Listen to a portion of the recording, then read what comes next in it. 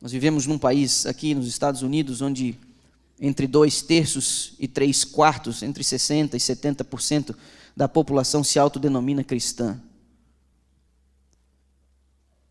Mas o cristianismo, você já me ouviu falar disso, o cristianismo vivido nesse país não é mais o cristianismo bíblico.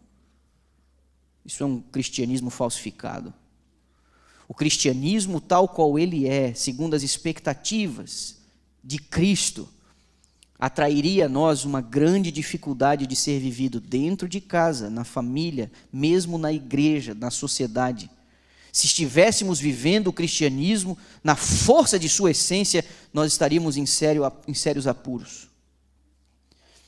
E aqui Jesus diz 12 vezes, permaneçam em mim, porque ele sabe que a vida e o caminho do cristão seria um caminho impossível de ser trilhado, a menos que nós permanecêssemos nele. 12 vezes. A ênfase indica para nós a importância de permanecermos em Cristo. Não houvesse o risco do abandono e da desistência, ele não teria insistido. Permaneçam em mim, permaneçam em mim.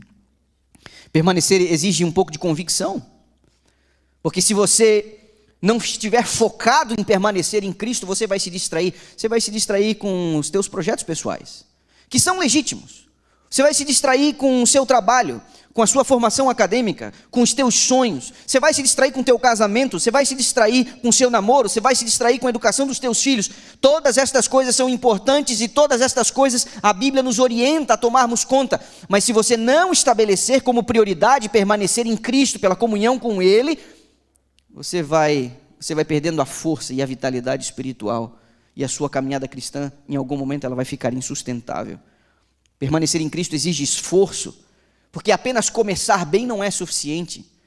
Você levar as pessoas a entenderem a importância de receberem a Jesus Cristo como seu Salvador pessoal faz parte do plano da pregação, mas não é suficiente. A parábola indicava que a semente era lançada e parte aceitava com alegria, mas não se sustentava. Por quê? Porque não permaneceram em Cristo. Não lançaram as raízes mais profundas. E os cuidados da vida, e o sol escaldante, e a sua rotina, tudo isso vai drenando a energia, não dando condições de frutificarmos. Ele disse, se você permanecer em mim, você vai dar fruto, mas sem mim, vocês não vão conseguir fazer absolutamente nada. Permanecer em Cristo exige esforço, permanecer em Cristo exige também coragem, porque as pressões serão inevitáveis. Uma das coisas mais ridículas que existe é um cristão não se distinguir dos demais, porque a sua linguagem, o seu vestuário, os seus hábitos, o seu entretenimento, tudo é muito parecido com aqueles que não temem a Deus e nem estão se preparando para o céu. Eu e você precisamos ser transformados à semelhança de Jesus. Por isso eu e você precisamos amá-lo e imitá-lo. Aí você diz, como que eu amo Jesus e como eu imito a Jesus? Me permita um exemplo tosco do que acontece à nossa volta o tempo inteiro. Você já viu a euforia de um fã admirando o seu artista, o seu cantor, ou o ídolo do seu time? Você já viu como essas pessoas, elas se relacionam com esse objeto de admiração? Você já reparou como algumas pessoas pegam filas intermináveis, acampam em filas para conseguir comprar o ingresso de um show, de um cantor famoso, numa turnê qualquer dessa daí? Você já viu alguma reportagem, alguma imagem, alguma coisa? Você já viu quando desembarca no aeroporto, ou quando se descobre em que hotel, determinada delegação, time ou seleção? Você já reparou como as pessoas se acotovelam, querendo que receber um autógrafo na camisa, ou jogar algum objeto para que seja devolvido, ou para que uma foto seja tirada? Você já viu como as pessoas gritam, alucinadas, eufóricas, diante de uma pessoa a quem elas admiram? Essa admiração, ela se dá primeiro pela contemplação. De alguma forma, as pessoas que admiram um cantor, um artista, ou um jogador de qualquer esporte, elas consomem o produto que essas pessoas produzem, seja a música, seja a arte, seja o filme, seja o jogo.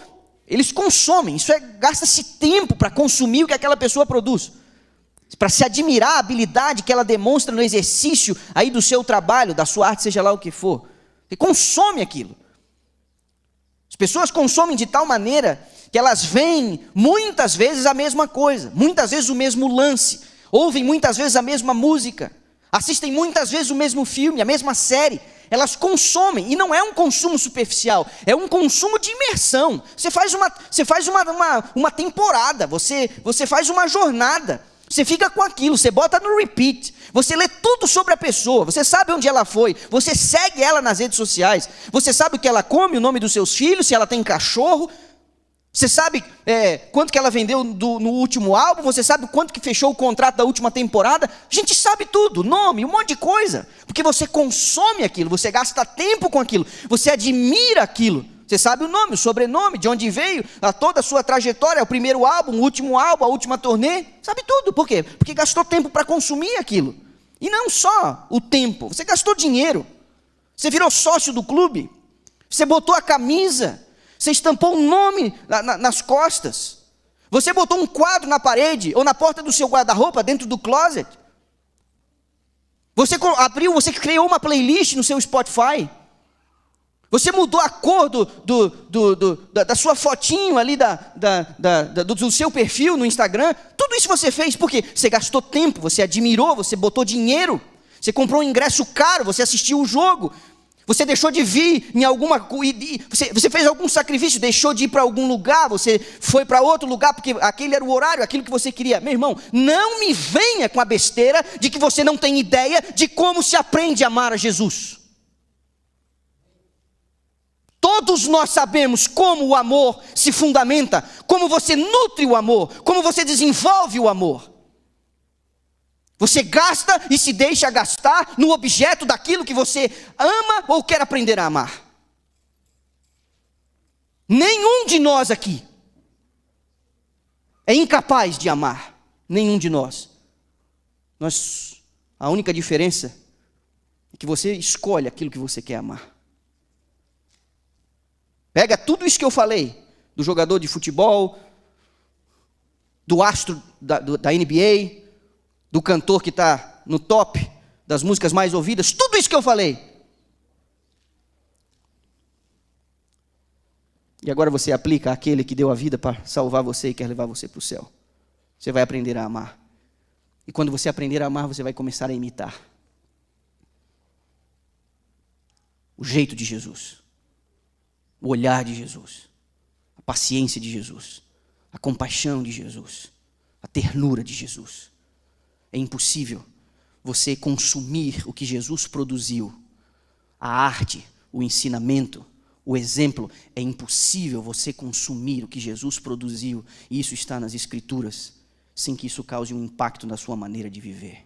O livro de Atos relata a pressão dos apóstolos em viver o Evangelho na sua profundidade, e houve um momento em que, pressionados, foram ameaçados a não mais falar desse Jesus. E houve um momento em que Lucas relata que a elite religiosa, ao pressioná-los e vendo neles a coragem, disse: eles estiveram com Jesus. Esse é o jeito de quem esteve com Jesus. Não há como esconder quem passa tempo com Jesus. Não há como dissimular quem aprendeu a amar Jesus. Não há. Todos nós aqui fomos programados para adorar. Todos nós aqui fomos programados para amar. O objeto da adoração e do amor pode variar, mas todos nós fomos programados a isso. Reavivamento de final de semana não nos interessa, porque acaba na pressão da segunda-feira. Eu e você precisamos gastar tempo, porque tendo amado Jesus, passaremos a imitá-lo. Só que ele disse que isso só seria possível se nós permanecêssemos nele. Nós dependemos de Jesus para aprender a amá-lo. Nós dependemos de Jesus para aprender a imitá-lo. Permaneçam em mim, foi o que ele disse.